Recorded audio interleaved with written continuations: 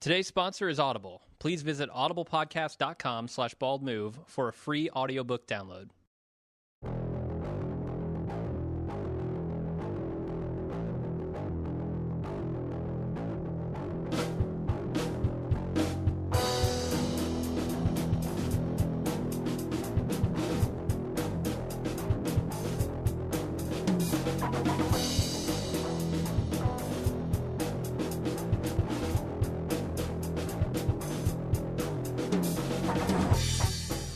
Welcome to The Walking Dead, the officially unofficial podcast for The Walking Dead on AMC. I'm Jim. And I'm Aaron. And today we're talking about Season 5, Episode 12, titled Remember.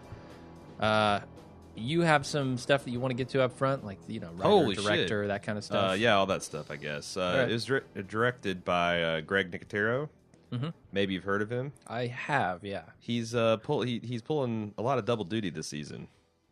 He is, yeah. He's directed a lot of these so far, right? At least a couple of the four that we've seen. And I tell you what, the man can't handle direction and possum special effects at the same time. To be fair, I don't think he's the one doing the digital possum effects. He signed off on that. Like, if you guys don't know what I'm talking about, look at the scene where Daryl shoots the possum. And this actually was brought out by several people.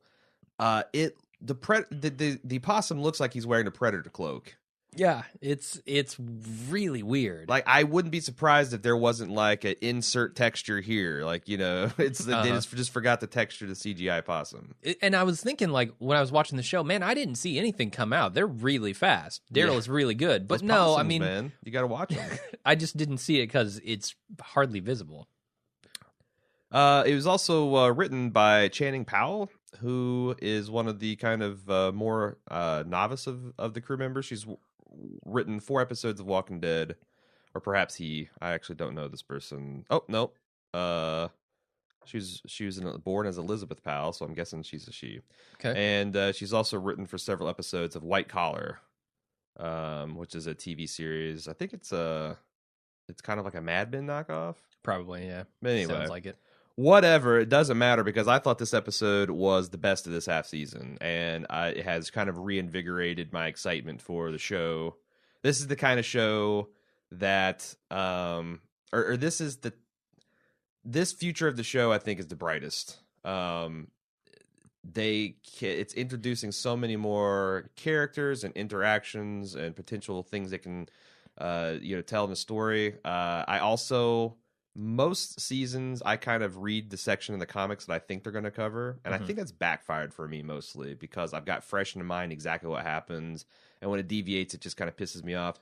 Yeah, I haven't read the Alexandria beginning of the plot for years, so I don't know whether that's why I enjoyed it so much, but some quibbles aside, I'm just mostly excited for everything I was seeing. What'd you think? Okay. Yeah, I'm roughly on the same boat. I realized watching this show that I have been trying to watch Frank Darabont's The Walking Dead, and that is a mistake at this point. That is a huge mistake at this point. I think this show has its tongue firmly in its cheek. Up its asshole. No. Yuck.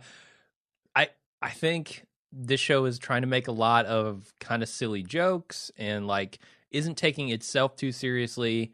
And I don't think I'm going to anymore. I think, they do some of the drama stuff, but even the drama stuff that they do, they're doing a lot of quick cuts, and they're not like trying to like linger on this stuff too long. I was refreshed by that. Like, I think this interview stuff could have worn thin real quick. Oh, sure. If we got like 2 minutes of everybody, but the way, we just got enough to establish what was going on. Like, and it was really useful in like the Carol and Daryl scenes and the Michonne scenes and Glenn. I thought Glenn was really effective. This is one of the best Glenn episodes we've had in a long time. Sure. I mean, you really felt his 1,000-yard stare. I'm about to snap. I'm about to wreck you with some zombie bones. I mean, it was good work. Yeah. So I'm gonna be watching it because I can tell, like, behind the scenes, I know that these guys are having a lot of fun and are just like, let's put this silly joke in there. Let's have Daryl carrying the possum into the living room for his interview. And that kind of shit is stuff that you can tell where they're obviously just having a good time with it. Sure. And so I think I need to relax maybe a little bit and just have a good time with this show. Yeah, well, I mean, it's easier to have a good time with the show because I mean, yes, you're not wrong, but also this is better. I also want to You're not right. lose the sight of This episode was good. Yeah. something different from what we've seen in the last year and a half or so is good news. Sure. I'm with you. Why don't we get into the recap? Yeah, before we do that, we got to take our lumps. We gotta take or maybe we got to take our limps. We do. We do. Donna from Texas was the first one of many, many, many people to write us in and say that just a quick note to let you know that Noah had a limp before he fell down the elevator shaft. I'm pretty sure Beth asked him about it, and he even gives the same explanation to her that he gives to Aaron. I'm not sure why everyone seems to have missed that, but maybe you stopped paying attention in the middle of that episode. Possibly. I don't blame you too much for that one, but Noah's not lying, so there's one thing you can stop hating on the writers for. In fact, several other people had a screenshot of his nasty long scar that he got from that experience. So, mea culpa, Scott Gimple, you got us. Yeah, we fucked up. You got us. You made a boring plotting episode with boring characters that we missed their backstory on, and we thought they were lying. So you got us so uninvested in this story that we forgot a major detail. So yeah, there you go. We fucked that up. We were napping. Yep. Apologies for that. I hope nobody ran off to their friends and said, "Hey, you guys know something?" Yeah, right. Yeah, I hope that wasn't part of your water cooler talk with the Walking Dead fans, and they're like, "You fucking asshole." Yeah, because I saw somebody write in and say that they almost made that mistake with the Janeway stuff we were doing in the Instant Cast. Oh, lots of people thought we were serious on that. It's like, no, I know this isn't Kate Mulgrew. Yeah, if you go back and watch the live watch of it, we made that joke. We were like, man, she looks a lot like Kate. Sure. But that was funny too. I was like, man, I'm glad he went back and watched that because he would have looked like an ass. Yeah, imagine she like smoked 2 packs of Marlboros a day. It'd be like a dead-on Janeway impersonation. Kate, who says Kate hasn't? What are you talking about? Kate Mulgrew. No, I'm saying that's exactly what she's done. Kate's got that gravel voice. Deanna doesn't. Deanna does gotcha. not. Deanna does not. Deanna indeed is like, I want you to be my constable. That's terrible Janeway. All right, let's get into the recap. Sure. We start off with Rick's group right where we left him last episode, getting greeted at the gates by a couple of guards who invite them in. You think it's odd that nobody helped Aaron and Eric? Was Aaron even helping Eric? Yeah, he was. Okay. He had his, he's got a broken ankle and he's got this fucking splint, and they're hobbling up to the gates, and the gates, like, they're watching him come up from like 50 foot, and this Nicholas guy is just slack-jawed watching him. Like, I don't expect him, like, ER style to go get a wheelchair and wheel him in. But damn. I figure he's got more important things to worry about with the new group coming up to the gates. Well, see, in subsequent watches, I started seeing a lot of potential tension in this community that I didn't notice on my first watch. Oh, yeah. And, like, that maybe this isn't as idyllic as we think. And I'll be calling those out as we go. But I just wonder, like, if this ROTC guy, the ROTC guy, and this Nicholas guy just don't like Aaron, or maybe they're, it's like they seem the type to be the kind of guys that would, be skeptical that 2 gay men can be out there and be recruiters. Arguably, they're doing a better job surviving and doing a more dangerous job than these guys, and they're better at it. And we see how well ROTC deals with threats to his. Oh my God. Superiority. So I think there's some trouble in paradise here. Definitely. I think you're right. I know there's trouble in paradise because this is The Walking Dead, but I think they're doing a decent job of foreshadowing and kind of giving us some aha moments here. Yep. So Possum jumps out, Daryl kills it. They refuse to give up their guns, and then Aaron tells them to go see Deanna. First, before he kills him, Daryl tells the Possum that he's an ugly motherfucker. Can we talk about? I just need to get it out of my system. This, and there'll be one other time, so it won't be the only time. But I am not impressed with the cold rolled steel fences. Not at all. This is a cold rolled chain link fence with a fucking sheet of burlap over it. And what's worse, this gate has a huge view of several residential houses and a lot of inside the community.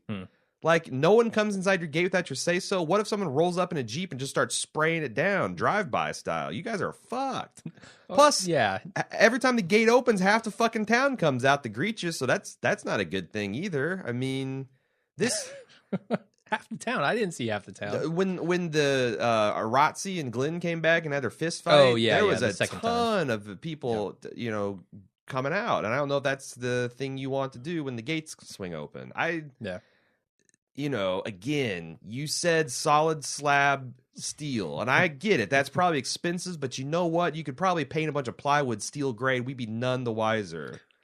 Don't fucking tell me about your cold rolled and your solid steel. And I've seen a tank roll over this shit. Come on now. This fence is really bothering you, man. Yes, it is. Yes, it is. And we haven't even got to the stupidest part of it. Sure. Yeah. Okay. So you can see right off the bat here that Rick is probably thinking these people need someone to take care of them. They can't handle themselves. They're making mistakes like that. Because right off the bat, he says it's a good thing we're here. Well, yeah, because it seems like the Sasha sniping the guy was supposed to be a badass moment for the group. It was so cheesy. And his lines like, so good dumb. thing. Where Gear's like, we caused you dispatch the zombie 100 yards outside the gate. Like, they haven't shot a zombie 1,000 times. Yeah. And granted, it's from a distance, but so what? And, your weapons are nice and all that stuff. Yeah. It serves to further make it ludicrous, this guy handing out sweet biscuits at the end of the episode. But, I mean, they've got military-grade weaponry here, and they're good at it. So especially Carol, Jesus. I just thought that they jumped the gun just a little bit too soon about making these people are soft point. Yeah, they did. So then we get the interview with Rick. He has a pretty harsh before view we of the move outside on. world. Yeah. So let's talk about these defenses in a non just jackass way. Are we? Because sometimes I wonder, are we as the audience supposed to see these fake steel walls as impregnable? Like as Aaron has described them, like this is a fortress. There's no way anyone's getting in or out without our say. I don't buy that. Are we supposed to look at these with like Rick eyes and be like, no? I've seen a tank roll into a prison before. Come on. That's what I'm saying. And fire a rocket into it. I can't figure out what we're supposed to, in universe, think about this. Is this a fortress or is this a paper tiger? That's a good question. Me watching it, I'm thinking the whole time, this place is fairly well protected against your average baddie, but if a governor type rolls in, this is not going to hold up to that. I mean, teenage girls are sneaking in and out of this place in broad daylight. Mm-hmm. So is Carl. Again, yeah. He's a man full grown now in Game of Thrones terms. Yeah, so I'm with you there.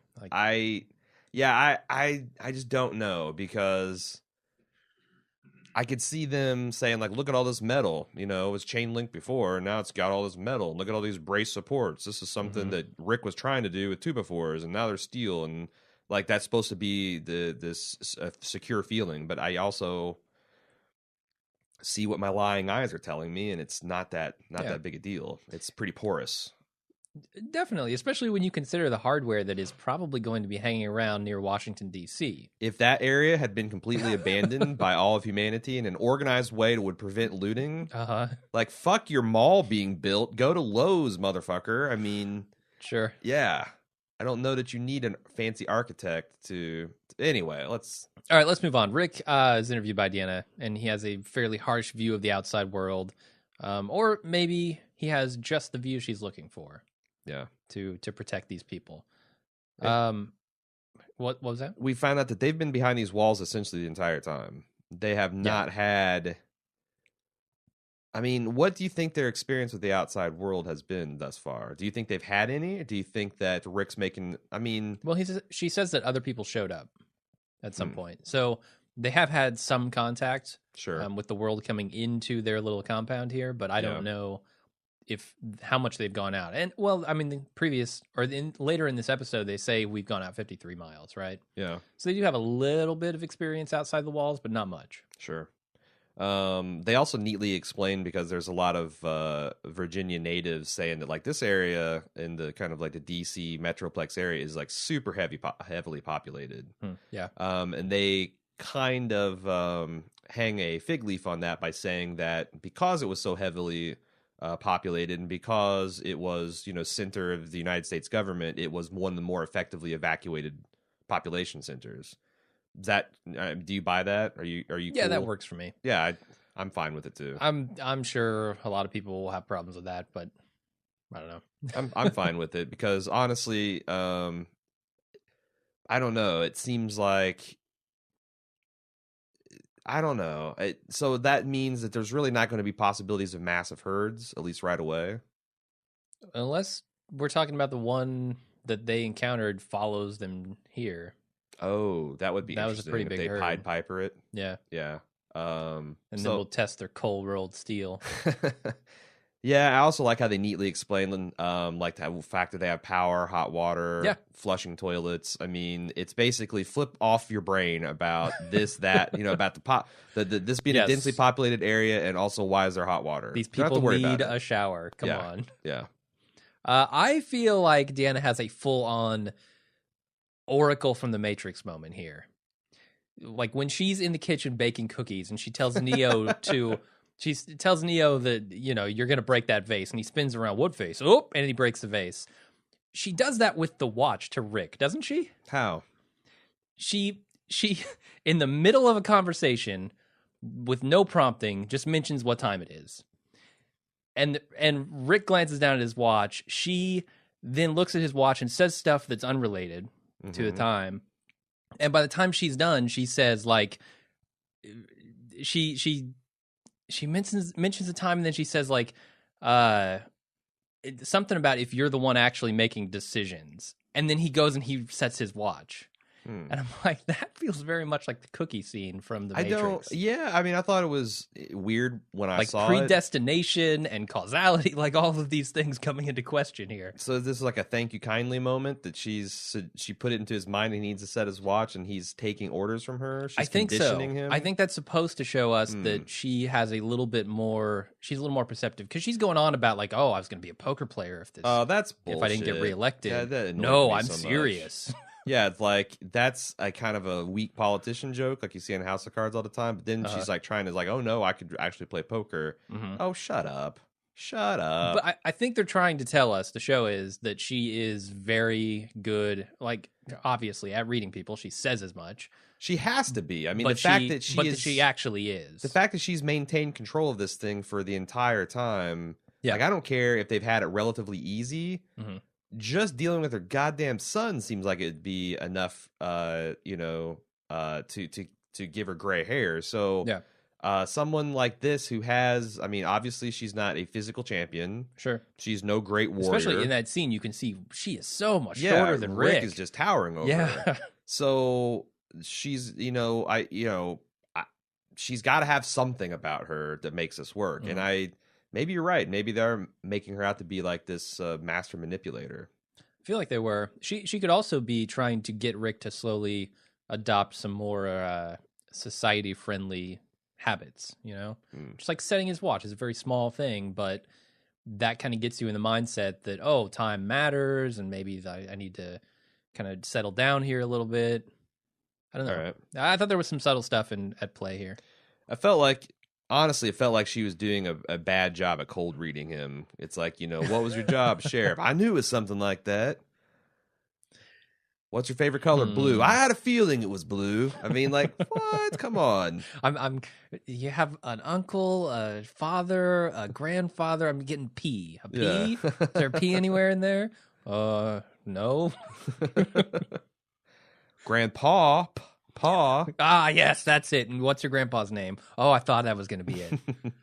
Anyway, after talking with Deanna, Rick has the group give up their guns. He's convinced enough to relinquish their weapons. Carol's is the biggest, by far. She has the biggest gun.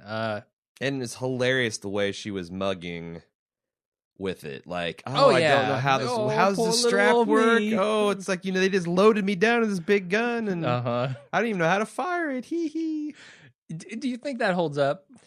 I don't know. Do you think that plays to because the second time I watched it, I noticed a lot more of what she was doing. Oh yeah, like, me too. She's doing a lot of weird, like, kind of savvy shit in the background. Right off the bat, She's- in that first scene where they walk through the gates. Did you see her swipe the spiral notebook and start drawing up maps? I did. Did you see that the notebook totally disappears when she walks out the front door? What do you mean it totally disappears? She swipes the notebook. They cut literally to her walking out the front door with no notebook. Hey man, she honed her skills at shoplifting at Safeway in downtown Atlanta. I don't know where you can. She can palm something and slide it down the back of her pants so fast, make your head spin. You can see the back of her pants. It doesn't have a pad of paper in it. Are you sure? I'm sure. Maybe that's what her butt looks like. Oh, okay. So it just pads out perfectly. It was like it's concave. Uh-huh. She's carefully hollowed out her cheeks so that she Just can, for this moment. Well, no, not just for this. I told you she's a master shoplifter, But only for stealing pads of paper, which perfectly round out her No. butt. It could be many things. Let's move. This is not working. Let's go. No, Let's keep you're right. moving. You're right. Rick does side eye her. He's like, "What?" Did you notice that when she's struggling with the gun? He's like, looks at her like, Does "What he? are you doing?" Yeah, He's that makes he's sense. on he's on to her routine. All right. Then Aaron takes Rick and Carl to their new house. Their new houses, actually, but they're only going to use one of them for a little while. And Carl finds some running water. And then Rick calls dibs on first shower. And he promptly uses up all the hot water and then clogs the sink with beard hair. You know he does. Of course he does. What an asshole, man. The puddle of ooze that is under his feet is horrifying in that shower. Yeah. Well, I mean, like you said, they haven't showered in like a year. I mean, the last time I can remember them taking a shower it's not the CDC. It was on the farm because Shane took a nice hot steamy shower, famously clogging Herschel's sink as well with his man hair. Mm-hmm. So yeah, that's what it's Shane and Rick. They're just the sink clogging buddies. I guess so. God, can you imagine the sinks at the sheriff's office in Georgia? Oof. Anyway, a woman shows up at the door, introduces herself as Jessie, and offers to cut Rick's hair. Then he accepts, and they have a friendly conversation about the end of the world. Yep. Did you feel any sexual tension between the two? On second viewing, not so much. That's the thing. Like, they did a lot of going through the motions of them establishing a relationship, but there wasn't any kind of real heat there. No. Which I thought was cool because it's kind of like it would honestly be a little eye rolling for Jessie to just throw herself at Rick. And for Rick to let his guard down and so for Rick much. to be in that mental space to be like, hey, Yeah, that's not what's on his mind here. No. At all. Yeah. Yeah, so I definitely picked up on that on the first time through, but not the second time. Yeah. Well, like I said, I think they're putting that possibility forward, but it's not like an overt thing. And I appreciated that. Then we get the Daryl interview with Deanna, where she doesn't really get much out of him before he goes outside to gut the possum. Man, I just love that Daryl's carrying that possum in this scene. Yep. Just restless pacing. That's what he would do, man. Daryl is an animal. Yeah. He is not going to give really up his is. kill, give up his food for anybody. I'm worried for anything. Daryl, honestly. Yep. I kind of want to talk about what I think might be in the future for Daryl. Okay. But we'll get there. We have the spoiler some section is almost twice as long as our regular section this week. We got a lot of people just getting a lot of stuff out, a lot of theories, calling dibs, calling shotguns on these things. All right.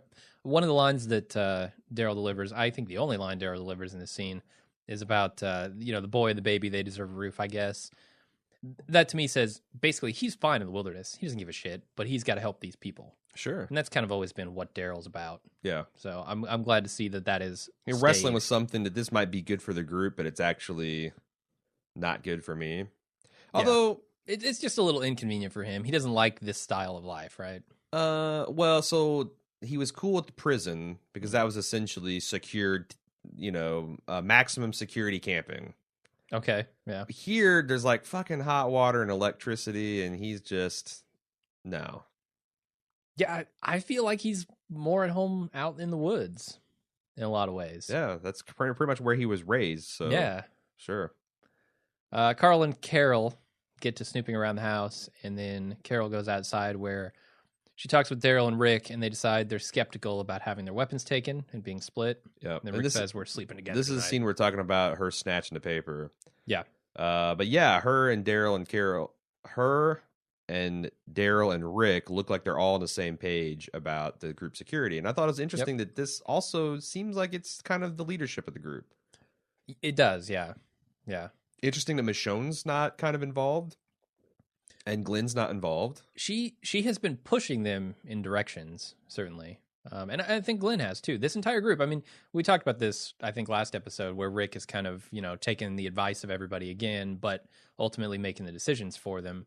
And I think that's shown really well here. Hmm. He's I think it'd be cool if they developed into like a Kirk, Spock, McCoy type deal. all right. Where like, Rick is Kirk, Daryl is Spock, and Carol's McCoy. I feel like Carol might be Spock. Nah, Spock is an outsider. He's an alien. He's a man caught between two worlds. That's Daryl. But Carol is so logical about the way she thinks about things. You think so? Yeah, like we gotta teach the kids to have knives because that's why she was banished effectively, because of how like very serious she takes these things, and I don't know. Yeah, I don't know. You might be right. But I can't see Daryl being McCoy either. Her crippling fear of transporters is what threw me. Yeah, so she does have that. Carl goes up to the attic where he finds a clubhouse, DVD player and comic books and all sorts of stuff. Why, other than to throw in 2 minutes of tension that didn't really work, did they throw the scene in? That's a good question. Like on subsequent viewings, the nothingness of this scene really hit me. Is it showing that all these kids are very unsupervised? Like, also making the point about his dad's protective about the pool table, but he's at work. But that's what I'm saying. Like, that's a completely redundant point. Well, it is for Enid. I don't know. Because, like I said, they effectively show that these kids are not supervised in the scene where, as you mentioned, that the kids are kind of like whatever about their parents. So I don't know that we needed this. It's like I kind of thought maybe it was trying to illustrate Carl's adjusting to security. Mm-hmm. But there was legitimately noises up there. Yeah. So, but they also were just, I don't know. It didn't make sense to me. I don't understand why they threw it in there. Okay. Michonne brushes her teeth for the first time in years and then tells Rick that she has a good feeling about this place. And we get kind of a shot of what the entire group is doing here. They kind of pan across the room, and I like to see... Well, I'm not sure that I like to see Sasha as a lookout. We saw what happened last time. Abraham, though, I think he can be a good lookout. Sure. So they've got them watching the windows, and everybody else just kind of relaxing, like trying to, I think, deal with the situation that they're in now. Right. Like, come to terms with it. I don't like that nobody's complaining about the extra precautions. Even Michonne, she's like, you can tell that she isn't full on let's trust these people mode, but she's also she also realizes that Rick's making the right call. And it would have been easy for them to just say Michonne's full on in this right now because she was the one pushing for a place to stay. Yeah, I don't feel like maybe the one thing this show's doing better than in the Darabont era is I guarantee somebody on the Darabont show would be complaining about how slow. It's like, why are we not trusting these people? And somebody would huff off and go stay in the other house. And Dale's dead, so there's nobody to huff off anymore. No, that's like there's Dale, there was Lori, there was Andrea, there's all these like gadfly type people. And now it's like, nope, this group is even down to Eugene. It's a group of survivors. Yeah, they're unified. I like that. And when Deanna comes in this next scene, she comments on that. She says, "You guys are really a family. You said you were, and now I see you guys are sticking together." She comments on Rick's face and then says, "Ooh, you've all got mysterious jobs that I'm not going to tell you about." Why? So it's a psychological thing. Is it? It's got to be. Yeah. Like I think she might still be vetting the people who she hasn't assigned jobs for, and for the other people, she's got them figured out. Huh. They're a but why not tell book. them? I thought that there was... she has told a lot of people. She sure, hasn't told Rick and Michonne particularly, and Sasha. It's almost like there's an effective way for them to tell us that she's good at reading people because Rick, in a later scene, says like if we accept these jobs, whatever they are, it's as good as signing the papers, and like somehow she knows that that's a mental hang up for him, so she's going to tease the fact she's got a job but not let him in on it until until something happens, the right moment where she can spring it on him and he'll accept, almost trick him, mentally trick him into accepting the situation. Yeah, That's no, pretty good. She's good. She's good at what she does. She's not good enough, however, to figure out Mr. Dixon, as she calls him. Mhm. Who do you think figures out Mr. Dixon first, Carol or Deanna? Oh, I think Carol's got Daryl figured out. You don't think Completely? so? Yeah. Completely? Oh yeah. Maybe. I thought maybe that he's still not letting her in, but maybe. I would have said she was like 85% of the way there until the last episode where she actually talked to They him went in the about woods. Beth and, like, I realized what she was to you. And because that was the one thing that I always thought that she didn't understand. Because how could she? She didn't really see them together that much. Well, not only that, but she's now putting together their shared history of abuse and how that made her feel. And so I feel Sure. like she, of everyone, has got Daryl the most figured out. Oh, certainly. I wouldn't argue with that at all. And I was like, what else does she need to figure out about him? I don't know. If there's something I don't else she know. needs to figure out, we haven't seen it either. So Sure. Well, I mean, obviously his X-ray vision or whatever let him see that possum. He's not telling her about that. Rick gets up in the middle of the night. He goes to the kitchen, pulls a knife out of the drawer, cue the strings, and cut. I'm still not totally sure. Like, I get he has a knife later on, Well, at but he least can this- check out his weapons at the gate. So yeah, but he's not going outside. This is him trying to, like, what if I felt like there was some a life cut advice. scene. Some life advice. uh-huh. You're renting an apartment and or buying a house in an area that's unfamiliar to you. Make sure the knives are sharp. Roll into that neighborhood at about 1:30 in the morning, roll down your car windows and sit there for a half hour. Are police coming? Are dogs barking? Are people screaming at each other? Uh-huh. Is there loud music? Like, that is how you kind of get the pulse of a place. It's a lot harder to keep everything under wraps at night, and that's when it's like, you want to get some goddamn peace and quiet. So I think Rick is doing armed reconnaissance inside the gates. He's not going outside. So is that implied by the scene that we later get of him actually Yes. walking around? And that's why I'm saying, like, I Okay. think that works for me in a way that the Carl scene doesn't, because it actually kind of puts a mild mystery that is resolved later in the episode, and also kind of layers, the fact that he's been doing this multiple nights. This is something All like right. it seems like all of the top three, Carol, Rick, and Daryl, are casing this joint in different ways, complementary ways. Yeah, and it's also makes it a little more interesting when you see that, they've told them to explore. Yeah. And they do go explore during the day, but, they're only going to see the things they really want to see when nobody Exactly. realizes they're exploring. Exactly. I'm going to explore when I say it's time to explore. Michonne gets her interview. These are a series of short interviews with Michonne and Carl and Judith and Glenn. And she's asked, are all of you ready for this? And Michonne, she takes a second, she Hesitates a steals bit. herself, and then says, all of us. Now, is she worried about herself not quite being ready for this, or other people in the group not being fit for this? Like, I think a little bit of potentially both. Daryl. I think a little bit of both. Okay. Because I think there's some things about herself that scare her. Yeah. I mean, obviously, that's like, that's why she was so intense about, we got to get out of this. We can't be out here for much longer. And Mhm. Glenn, too. And, the most obvious one is Daryl. Because I seriously don't know how he's ever going to adjust to this thing. Daryl doesn't seem fit for this kind of life. No. I mean, And maybe he can come around, I was but going to say, maybe the kids will bring him into it, because he does seem to, like, soften a little bit when he's dealing with children. uh-huh. And, maybe he can be like the big brother to these guys, and that'll be his role. But yeah, he's the one that worries me the most. He'll get his own spinoff. Daryl Dixon, Possum Hunter, Sure. traipsing through the woods. She's holding a book here called Crime Without Punishment. I don't know how this relates, but it's basically the story of a World War II era story where the Soviets roll into Poland and kill like 20,000 people, put them all to work in labor-style camps. It's really weird. I don't know. I don't know Is what that exactly them fucking it's with telling. us, or is that foreshadowing that that's what this is? I can't tell. I read some stuff on Reddit that is spoilery, and I don't want to talk about it here. But Do you have it in notes? Because I don't. I'm gonna have to look it up before the spoiler section. Okay. All right. But so keep the Crime Without Punishment in mind, and maybe go look it up All right. if you're interested. The group goes out to explore. Daryl decides to stay at the house, and then Rick freaks out when he can't find Carl. Sure. And that causes him, in another Matrix vase moment, to destroy Jesse's children's sculpture. He didn't like the eyes. Yeah, he hated the eyes. Mm-hmm. You know what? The eyes are shit. This whole thing's going down. The you can't get an owl's eyes right, then you got to tear it down and start all over. And then Jesse takes him over to Carl, who's hanging out with some older people on the porch of a house, and asks if Carl can come by because her kid wants to meet him. Mm-hmm.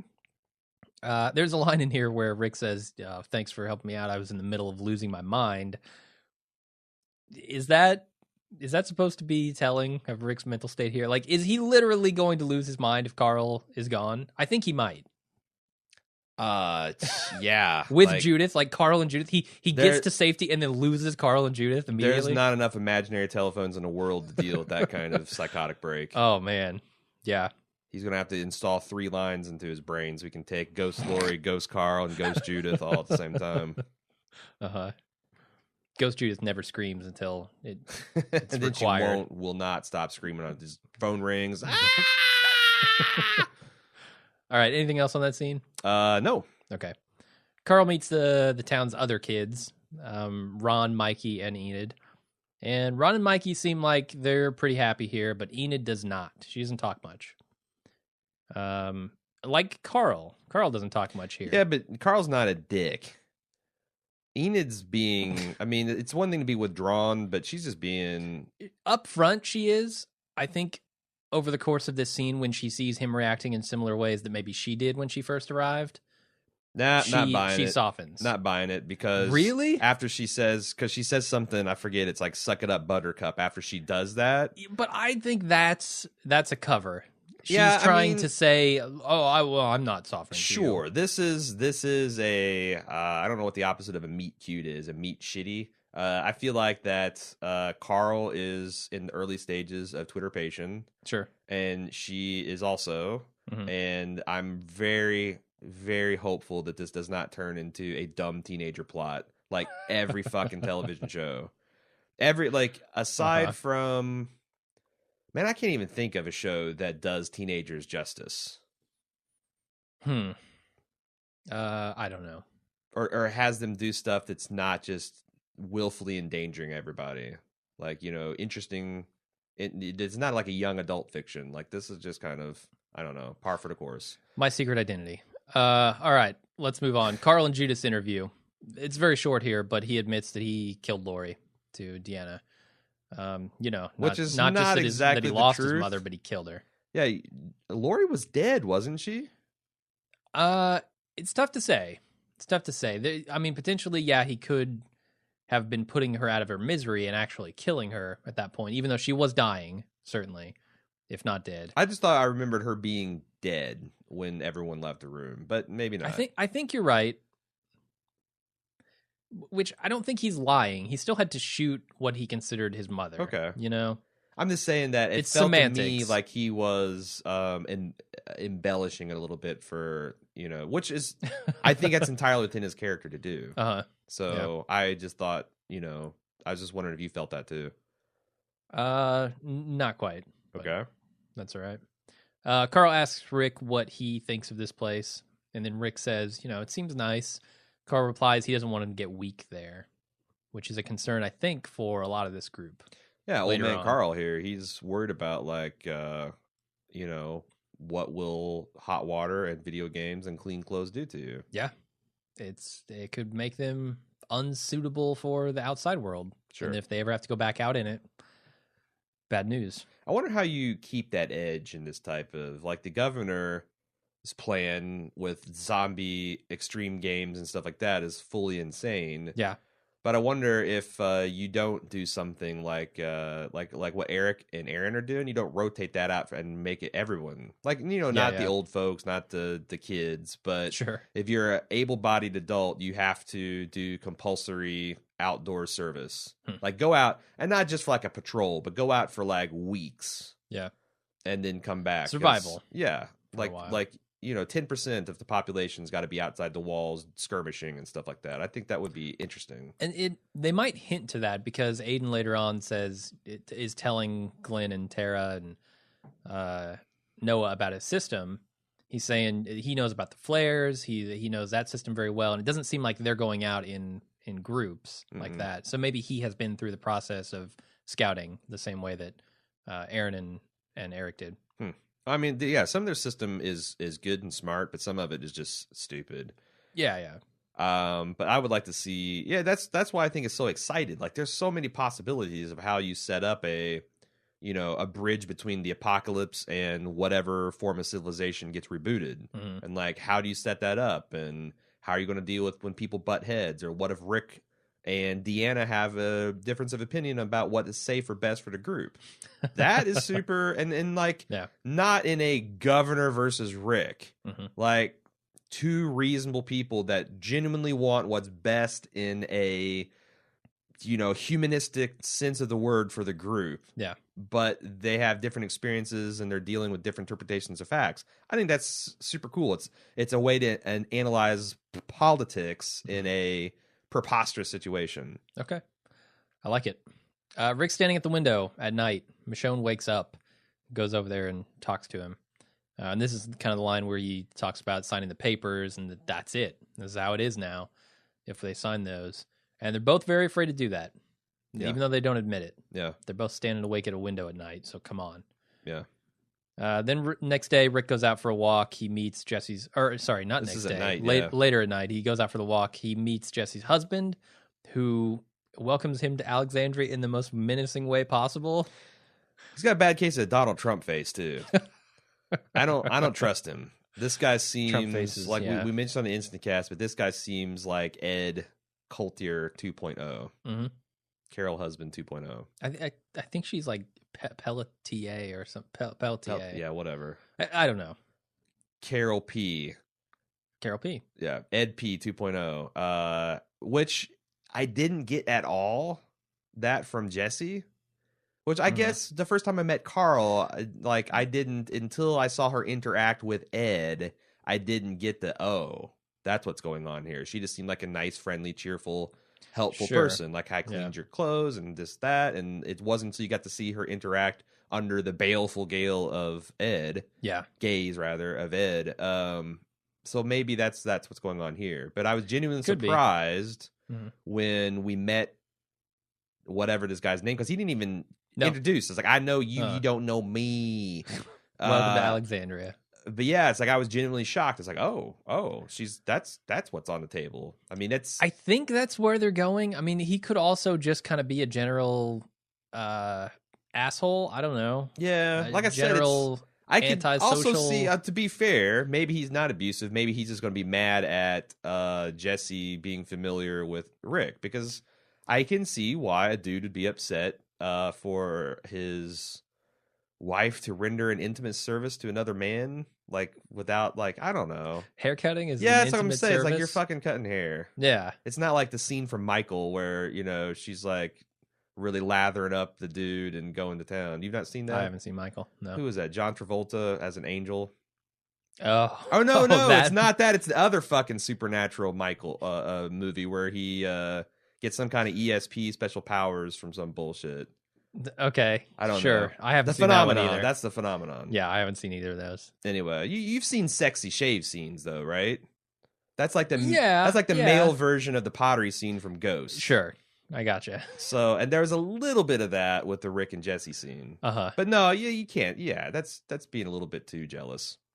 All right, he's definitely. I got him pegged as an asshole. Plus, he looks like Donald Trump. QED. Then we get Carol's interview, and she is pretending to be nice and normal and mousy. She's anything I miss but. that. There's not a day that goes by I don't miss that stupid, wonderful man. Oh my god! How can she even say that with this good acting? Good acting. Yeah, Carol. and there's such a sparkle in Melissa McBride's eyes when she's doing it too.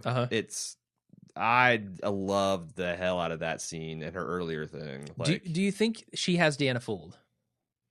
Do you think she's that good? Well, on the other hand, if she has Deanna fooled, then it kind of undermines Deanna's beta Z, her being mastermind able to read status. people. Yeah. If she doesn't have her fooled, and we somehow subtly realize that Deanna's been onto her the whole time, it then elevates her to a whole other level. Sure. And I could see it going either way, because I think Deanna is not quite master of all she surveys, and maybe she even realizes that there might be a little tightness and panic around the edges of her character, saying that, like, man, this is a powder keg that could go. I need some beef on my side. She's gonna have to deal with Daryl one way or another, and she doesn't get him at all.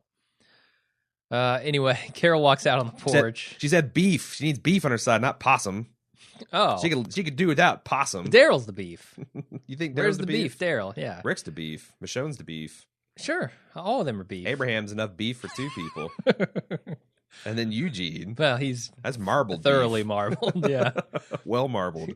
Carol walks out onto the porch in her new clothing, and Daryl, she tells Daryl to take a shower, and then he yells back, "You look ridiculous." Yeah, no, which was awesome. It's great. It's great. The look on his face when she comes out there is priceless. Yeah, take a shower and wash your vest. No, that's great. I liked everything between these 2 guys. Yeah. Glenn's interview. He says, we need to make this work because we were almost out there too long. And that's a sentiment they've been building for this half season, certainly. Yeah, Glenn, man. Yeah. Glenn, he's at his breaking point. Yeah. I'm starting to turn the corner back around on Glenn. He's doing good work this half season. Yeah. Well, they're giving him something good to do. Yeah. I mean, can't do anything with what they gave him last season. Sure. Rick goes outside the gates, and Carl watches Enid go over the wall. He's like, "Oh, look, a girl who likes to sneak out, kindred spirit." External wall supports, man. Uh-huh. It's weird. It's weird. I mean, it's not just like dumb from like an attacker could just cut these supports and that then what do you got? You got a wall that you can push over. Uh-huh. But from a zombie perspective, it feels like that you want your supports to be under compression, not tension. Like you don't want the zombies pushing against this and the only thing that's saving you is a couple bolts. You want that bulk of that steel reinforcing it. See, if it was hot rolled steel, you'd be right, but it's cold rolled, so everything's opposite when it's cold rolled steel. What the fuck? Why? Why would they fuck that up, man? I don't know. There's not a single person building that set that's like, we really should put these on the other side.